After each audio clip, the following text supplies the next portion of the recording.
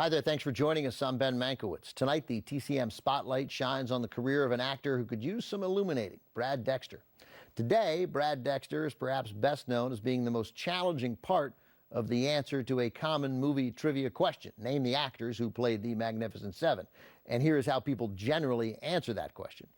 Yul Brynner, Steve McQueen, James Coburn, Charles Bronson, those are the four easiest. Then there's Robert Vaughn, that's a tough one, and Horst Buchholz. Great, that's seven.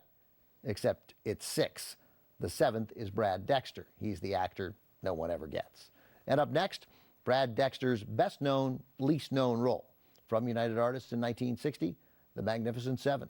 The story behind the movie began 6 years earlier in 1954 when Japanese director Akira Kurosawa made what he called a Japanese Western, The Seven Samurai. It's the story of poor villagers under attack by bandits, so they hire seven warriors to help defend the village. 6 years after the release of The Seven Samurai, John Sturges directed this American Western, The Magnificent Seven.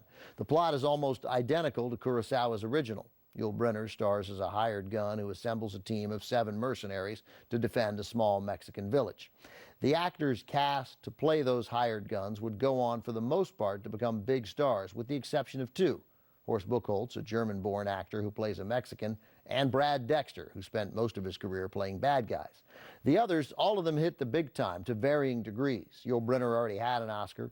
James Coburn had some solid leading roles, to be sure, but stood out really as one of the great character actors of his generation, winning an Oscar 37 years after The Magnificent Seven for Affliction. Charles Bronson became, for a time, the single biggest box office star in the world. Robert Vaughn was the man from Uncle on TV. And then there's Steve McQueen, one of the two or three biggest stars of his generation. But tonight belongs to another, a night we're calling Don't Forget Brad Dexter.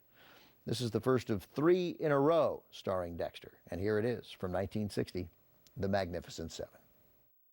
Brad Dexter was 43 when he made The Magnificent Seven, and he'd been showing up in movies and on television for 20 years, often in small roles, usually playing bad guys.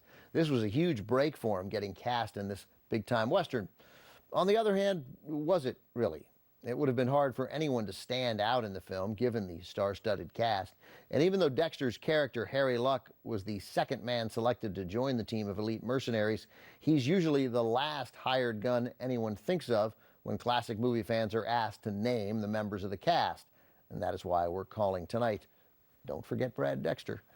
Coming up next, Dexter stars alongside Jane Russell, Victor Mature, and Vincent Price, all easy to remember in a drama from 1952.